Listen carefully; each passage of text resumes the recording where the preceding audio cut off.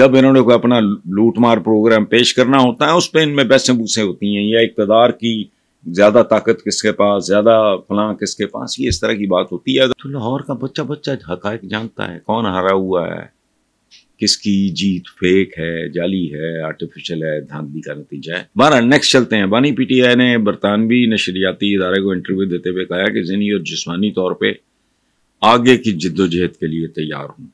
پاکستان کے عوام تبدیلی، جمہوریت اور قانون کی حکمرانی کے لیے ترس رہے ہیں، تاہم پاکستان میں حقیقی جمہوری تبدیلی اور آزادی کبھی بھی آسان نہیں ہوگی۔ یہ ساری باتیں ٹھیک ہیں،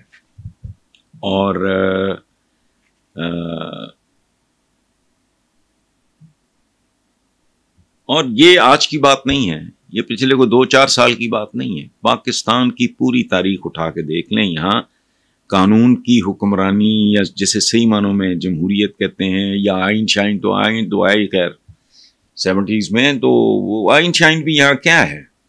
یہ جن باتوں پہ جانوروں کی طرح آپس میں لڑتے ہیں، ان میں کبھی ان استحقاقوں کا یا ان پریولیجز کا یا ان مراعات کا ذکر نہیں ہوتا جن کا وعدہ کا آئین کرتا ہے۔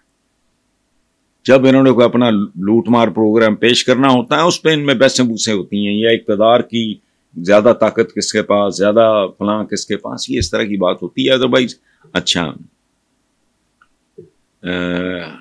اور عمران خان نے کہا ہے کہ میں پرائم منسٹر سے اور ان کی کابینہ سے، ان کی، یہ اس پرائم منسٹر سے نہیں جو وہ کیا کہتے ہیں، جس کی میری وجہ سے اہمی چھیڑ بن گئی ہے۔ میرا مقصد تو یہ نہیں تھا کہ کیا شبانہ روز، وہ شبانہ روز کی بات نہیں، وہ انگلینڈ کے کہ جنہوں نے بغیر کسی انتخابی جوڑ توڑ کے عوام کی حقیقی مرضی سے اقتدار سنبھالا، وہ تصور تو کریں کہ ان کی زبردست جیت چوری کر لی جائے، ایک ایسے منظر نامے کی تصویر بنائیں جہاں آپ کا مینڈیٹ چھین کے انہیں دے دیا گیا، جس پارٹی نے بمشکل 18 سیٹیں۔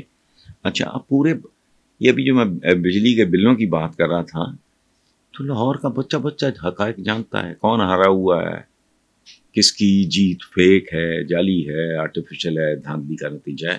تمہارا اللہ اس ملک پہ رحم کرے، اور تو کوئی صورتحال نہیں، آپ جس طرف سے مرضی دیکھ لو، جس کو مرضی دیکھ لو، ہر آدمی اتنے جوش و خروش سے اپنے زوال میں، اس ملک کے زوال میں حصہ ڈال رہا ہے۔ خدا کی قسم، مجھے جب تاتاریوں نے، منگولوں نے بغداد پہ حملہ کیا، تو جو کچھ وہاں کے یہ علماء شلماء کر رہے تھے، جس طرح کی بحثیں کر رہے تھے، یا جو کچھ جس لب و لہجے میں وہاں کا خلیفہ، جس کو انہوں نے ادھیڑ کے رکھ دیا، وہ گفتگو کر رہا تھا، مجھے وہ لوگ یاد آتے ہیں، وہ اللہ جانے بہتر۔ بہرحال جو مجھے سمجھ نہیں آئی، میرا ریاکشن اسی طرح کا تھا۔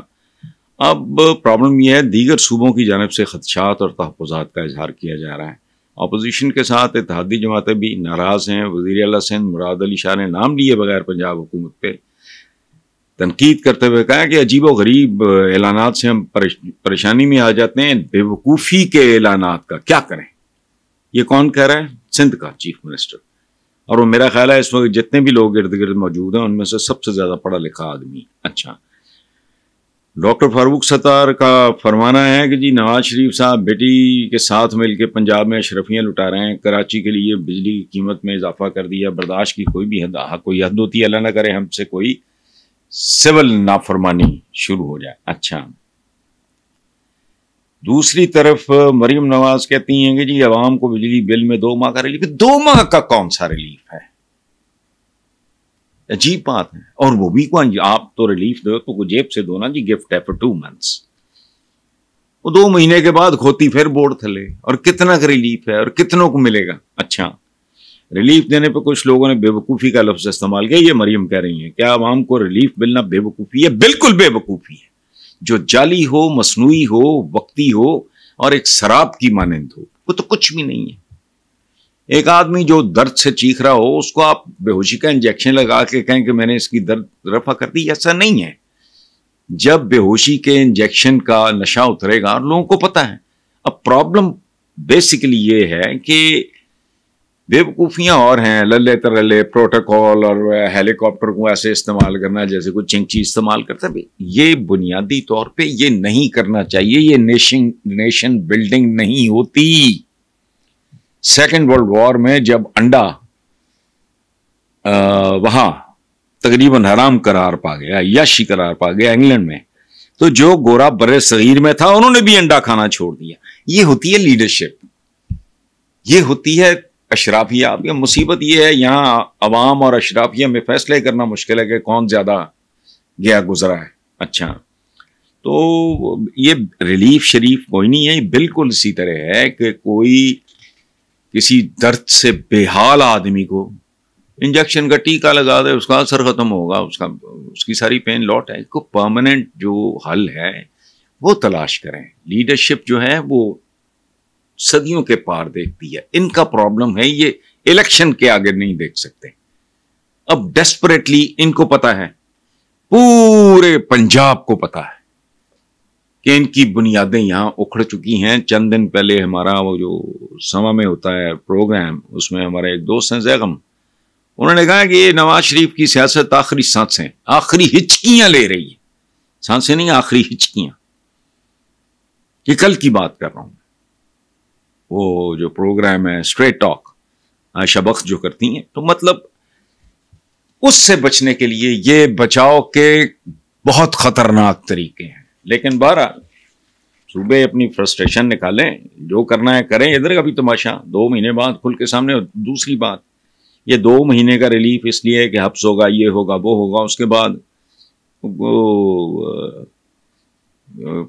ضرورت نہیں رہ جائے گی ایئر کنڈیشنرز کی یا پنکھوں کی یا فلاں کی، تو بل میں غریب آدمی لیٹ لوٹ جایا کرے گا۔ لیکن اس طرح کی چتر چالاکیاں جب آپ نوز ڈائیو جسے کہتے ہیں، بری طرح آپ زوال طاری ہو، تو ان کے میئرز اور ہوتے ہیں، ان کو پہلے روکنا اور پھر اس کو دوبارہ، یہ اور طرح کا کام ہے، یہ ان حرکتوں سے ہوگا نہیں۔ پنجاب گورنمنٹ فلاں ترقیاتی بجٹ کاٹ کے دے رہی ہے، یہ آل دس از فریبلس۔ تو بھائی اچھا،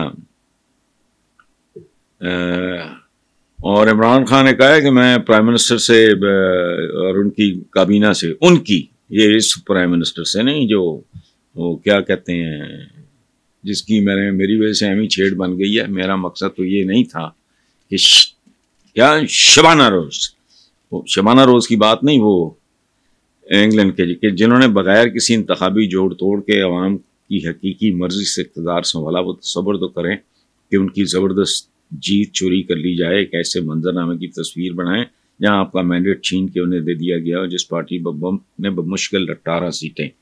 اچھا، اب پورے یہ بھی جو میں بجلی کے بلوں کی بات کر رہا تھا، تو لاہور کا بچہ حقائق جانتا ہے، کون ہارا ہوا ہے، کس کی جیت فیک ہے، جعلی ہے، آرٹیفیشل ہے، دھاندلی کا نتیجہ ہے۔